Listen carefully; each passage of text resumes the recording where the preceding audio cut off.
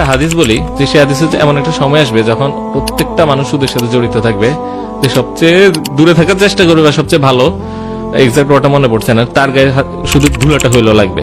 এবং আরেকটা হাদিস আছে যেখানে বলছে এমন একটা সময় আসবে যখন মুমিনের জন্য সবচেয়ে গুরুত্বপূর্ণ সম্পদ হবে তার মেষপাল, সেটা দিয়ে সে দূরে চলে যাবে এবং ওখানে ওগুলা লালন পালন করে নিজেরটা নিজে খাবে।